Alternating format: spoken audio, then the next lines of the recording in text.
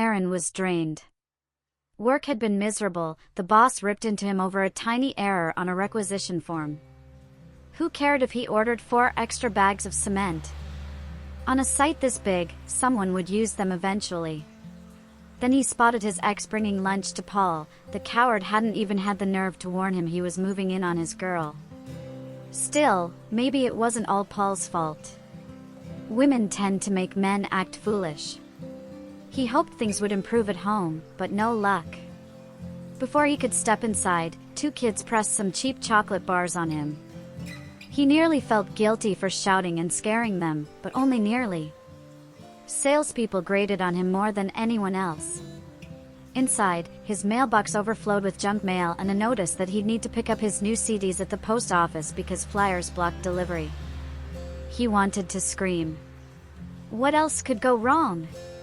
On the elevator up, 2 Mormon missionaries cornered him. Some fool must have let them in. Finally at his door, juggling junk mail and keys, his phone rang. Hello? Aaron panted, out of breath. This is Carpamagic Carpet Cleaning. We're offering a special low rate for 1 month on all carpets. Leave me alone, he snapped, slamming down the phone. After a few minutes to cool off, he shoved a frozen dinner in the oven and sifted through the junk mail. Walmart, trash, he muttered, tossing it aside. You may have one, ugh, grocery ad, gone. Pizza ad, gone. Customer survey, why did they send this crap? The survey caught his eye again, marked for the lady of the house. That set him off. Couldn't they send mail to the right person? Well, let's have some fun, he muttered. He opened the envelope, pulled out the survey, and grabbed a pen. The first questions were typical: laundry detergent, aspirin, favorite hand soap. He deliberately picked brands he didn't use. Under soft drinks, he chose diet sodas.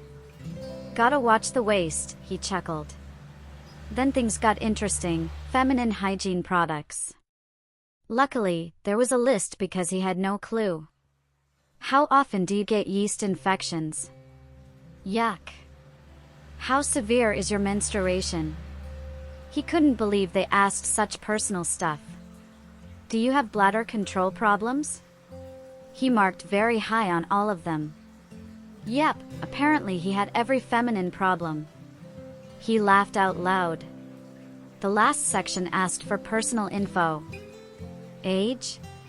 21. Name? Ariana Wilson. Address? His own. Occupation?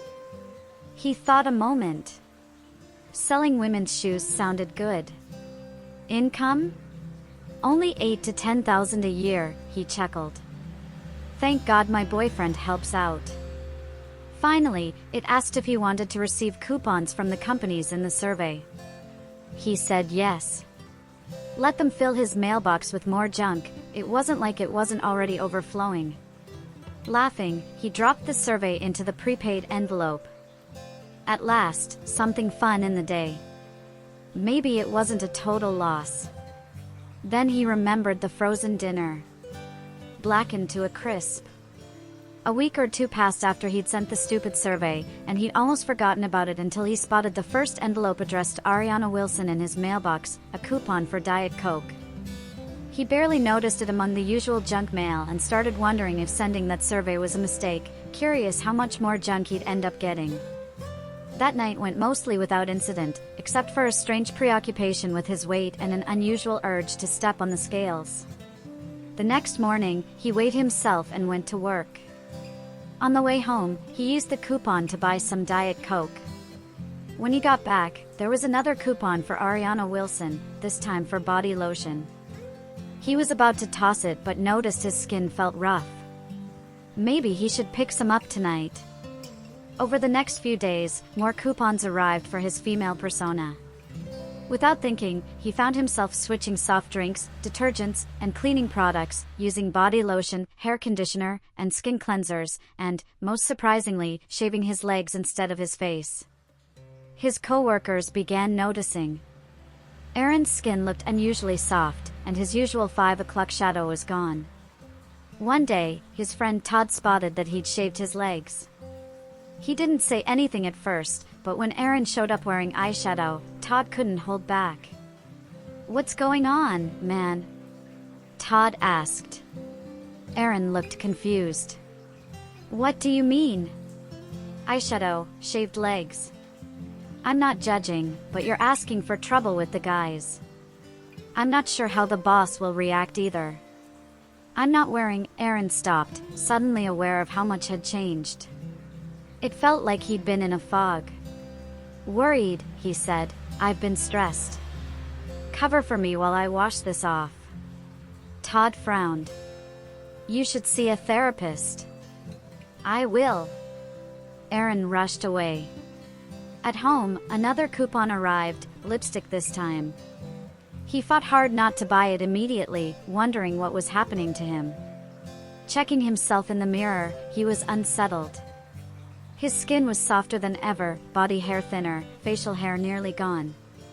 His cheeks were rounder, his eyes softer, almost feminine contours. He was genuinely concerned. That night he fell asleep and didn't wake until morning, sitting at the table eating a bowl of Special K, much to his disgust. On the table lay lipstick and eyeshadow he didn't own before. This was getting serious. At least he caught himself before work. After work, he grabbed his mail and tossed all the coupons into the trash without even looking. Maybe this would stop the changes. Later that night, Mrs. Harper, his landlady, tried to help by slipping a letter she'd found in the garbage under his door, assuming it had been misdelivered. She thought she was doing a favor for a nice young man. On his way to work the next day, Aaron felt more in control, until he noticed the stairs and realized he was wearing lipstick, eyeshadow, and pantyhose. Deciding it was best to go home and call in sick, he vowed not to open his mailbox or let his guard down. The plan worked, until he dozed off watching Jeopardy! He woke up the next morning wearing a nightgown, and found he'd apparently bought a jacket dress set the night before, prompted by a JCPenney ad from the mail. Unsure what to do, he called in sick again. Looking in the mirror, he saw more changes. The conditioner had made his hair fuller and longer, still brunette at the roots, but recently he'd bought blonde dye. His lips were fuller and more feminine, and the pantyhose and dress gave him a more pronounced hourglass shape. He wondered if his friends would even recognize him anymore. This realization shifted something inside Aaron. He wasn't naive, he knew where this was headed. Fighting seemed pointless. He just wished he understood how or why it was happening. Things moved fast after that. That very day, he received an ad for a special on bras and slips from Walmart. Suddenly he found himself with a perfect C-cup. He also noticed he'd shrunk to a curvy 5 feet 3 inches. One morning, he woke up fitting a woman's shoe at the mall. That stung the most. He realized he was now a young woman, earning minimum wage and barely getting by. His high-paying union construction job was gone for good. Standing all day in a dress and heels at a shoe store was brutal on his back, too. A few days later, a tampon sample arrived and brought his period along with his final transformation into womanhood. He felt terrible. Cramps and bloating plagued him at work, leaving him miserable. The fog that had clouded his mind lifted, and now he was fully aware and in control of his new body and life, except for his bladder. That answer was already starting to haunt him.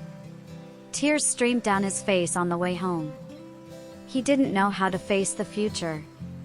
Somehow, he guessed his boyfriend would be waiting for dinner when he got back. He entered the building and opened the mailbox. There was a letter addressed to Ms. Ariana Wilson. What else could they have missed? Dear Ms. Wilson, thank you for participating in our market research survey. Honest feedback like yours helps us better serve our customers. We hope the coupons have been useful and look forward to serving you further. Enclosed is another copy of the survey to share with a friend. Susan Brooks, President. Miracle Marketing. Inside was the survey that had started it all. Well, Ariana thought, maybe I can bring this to Paul at the construction site. If he's going to steal my girlfriend, the least I can do is help him get to know her better. Don't forget to join me on Patreon for exclusive content.